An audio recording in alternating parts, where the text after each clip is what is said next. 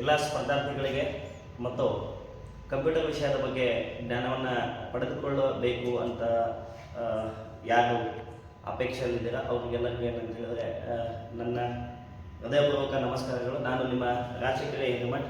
ಇವತ್ತು ಬಹಳ ವಿಶೇಷವಾಗಿ ಈ ಒಂದು ತೆರೆಯ ಮೇಲೆ ಬಂದು ತಮ್ಮ ಮುಂದೆ ನಾನಿವತ್ತು ಪಾಠವನ್ನು ಮಾಡುವ ಮೂಲ ಉದ್ದೇಶ ಏನು ಅಂತ ಹೇಳಿದರೆ, ತಮಗೆಲ್ಲರಿಗೂ ತಿಳಿದು ಬರುವಂತೆ ಕಂಪ್ಯೂಟರ್ ಶಿಕ್ಷಣ ಅಂತಕ್ಕಂಥದ್ದು ಇವತ್ತು ಕೇವಲ ಶಿಕ್ಷಣವಾಗಿ ಉಳಿದಿಲ್ಲ, ಅದು ಜೀವನದ ಒಂದು ಅವಿಭಾಜ್ಯ ಅಂಗವಾಗಿ ಉಳಿದಿದೆ. ಹಾಗಾಗಿ ಕಂಪ್ಯೂಟರನ್ನು ನಾವೆಲ್ಲರೂ ನೋಡ್ತಾ ಇದ್ದೀವಿ. ಹುಟ್ಟೋ ಮಗುವಿನಿಂದ ಹಿಡ್ಕೊಂಡು ಕೊನೆ ಸಾವಿನವರೆಗೂ ಕೂಡ ಏನಂತ ಹೇಳಿದ್ರೆ ಇವತ್ತು ನಾವು ಕಂಪ್ಯೂಟರ್ನ ಬಳಸುವಂಥದ್ದು ಎಲ್ಲ ರಂಗದಲ್ಲಿ ನೋಡ್ತಾ ಇದ್ದೀವಿ. ಇದೇ ರಂಗದಲ್ಲಿ ಕಂಪ್ಯೂಟರನ್ನು ಬಳಸ್ತಾ ಇಲ್ಲ ಅಂತಕ್ಕಂಥದ್ದು. ಮೊದಲು ನಾವು ಇದನ್ನು ಕಲಿಯುಗ ಅಂತ ಕರಿತಾ ಇದ್ವಿ, ಮುಂದುವರೆದು ಇದನ್ನು ನಾವು ಕಂಪ್ಯೂಟರ್ ಯುಗ ಅಂತ ಕರಿತಾ ಇದ್ವಿ. ಅದಾದ್ಮೇಲೆ ಏನಂತ ಹೇಳಿದ್ರೆ ನಾವು ಇದನ್ನ ಡಿಜಿಟಲ್ ಯುಗ ಅಂತ ಕೇಳ್ತಾ ಬರ್ತೀವಿ. ಈಗೆಲ್ಲ ಹೋಗಿ ಏನಾಗಿದೆ ಅಂತ ಹೇಳಿದ್ರೆ it's a purely artificial intelligence ಎರ. ನಾವೆಲ್ಲರೂ ಏನಂತ ಹೇಳಿದ್ರೆ ತಂತ್ರಜ್ಞಾನದ ಕೈಗೊಂಬೆಗಳಾಗಿದ್ದೇವೆ. ಹಾಗಾಗಿ ಪ್ರತಿಯೊಬ್ಬ ವಿದ್ಯಾರ್ಥಿಯು ಕೂಡ ಏನಂತ ಹೇಳಿದ್ರೆ ಇವತ್ತು ಕಂಪ್ಯೂಟರ್ ಶಿಕ್ಷಣವನ್ನು ಪಡೆದುಕೊಳ್ಳುವುದು ಬಹಳ ಅತ್ಯವಶ್ಯಕ ಆಗಿದೆ. ಹಾಗಾದ್ರೆ ಏನು ಈ ಕಂಪ್ಯೂಟರನ್ನ ನಾವು ಯಾಕೆ ಕಲಿಬೇಕು ಅಂತ ಹೇಳಿದ್ರೆ, ನಿಮ್ಮ ಉದ್ಯೋಗ, ನಿಮ್ಮ ಸ್ವಾವಲಂಬನ ಜೀವನಕ್ಕೆ ಹಾಗೂ ಪ್ರತಿ ರಂಗದಲ್ಲೂ ನೀವು ಪೂರ್ಣ ರೀತಿಯ ಶಿಕ್ಷಣವನ್ನು ಪಡ್ಕೊಂಡಿರಿ ಅಂತ ಏನಾದರೂ ನೀವು ಮ್ಯಾಂಡೇಟ್ ಆಗಬೇಕಾಗಿತ್ತು ಅಂತ ಹೇಳಿದ್ರೆ, comprehensive education part of life ಯಾವುದು ಅಂತ ಹೇಳಿದ್ರೆ ದಟ್ ಈಸ್ ಕಂಪ್ಯೂಟರ್ ಎಜುಕೇಶನ್. ಎಷ್ಟೇ ಶಿಕ್ಷಣವಂತರಾದರೂ ಕೂಡ ಕಂಪ್ಯೂಟರ್ ಶಿಕ್ಷಣವನ್ನು ತಾವೇನಾದರೂ ಪಡ್ಕೊಳ್ಳದೆ ಇದ್ರೆ ನೀವು ಎಲ್ಲೋ ಒಂದು ಕಡೆ ಏನಂತ ಹೇಳಿದ್ರೆ ಡಿಜಿಟಲ್ ಇಲ್ಲಿಟರೇಟ್ ಅಂತ ಒಂದು ಕಟ್ಸ್ಕೊಳ್ತೀರಾ ಅಂತಕ್ಕಂಥದ್ದು ನನ್ನ ಮನೋಭಾವನೆ. ಹಾಗಾಗಿ ಹೆಣ್ಣು ಅನ್ನದೇ, ಗಂಡು ಅನ್ನದೇ, ಮಗು ಅನ್ನದೇ, ದೊಡ್ಡವರನ್ನದೇ, ಮಹಿಳೆಯರನ್ನದೇ, ಪುರುಷರನ್ನದೇ ಪ್ರತಿಯೊಬ್ಬರು ಕೂಡ ಏನಂತ ಹೇಳಿದ್ರೆ ಇವತ್ತು ನಾವು ಮೊಬೈಲ್ಗಳನ್ನು ಯೂಸ್ ಮಾಡ್ತೀವಿ.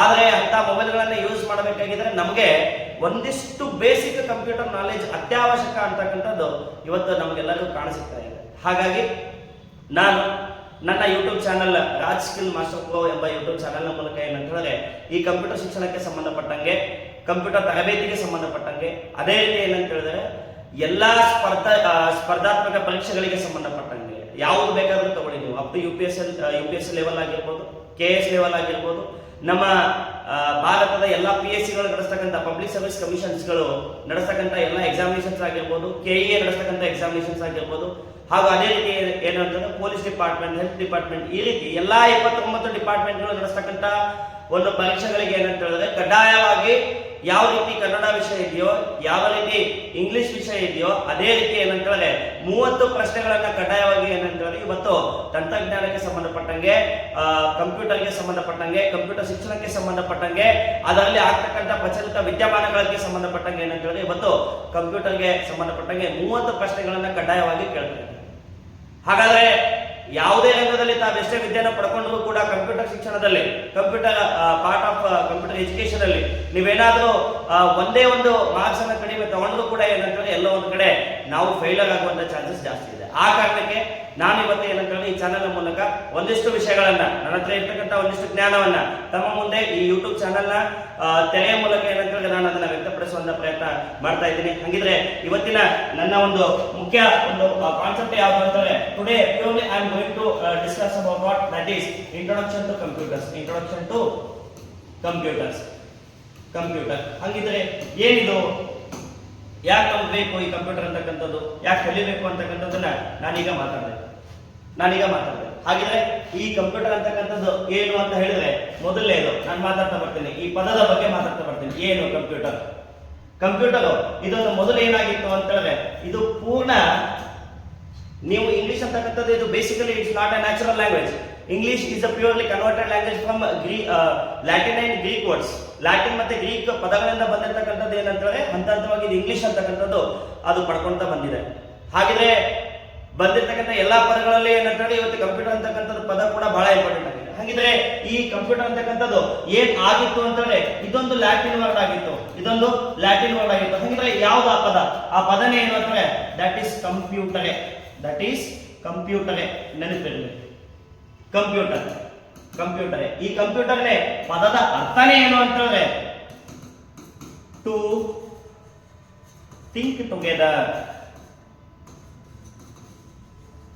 to think together.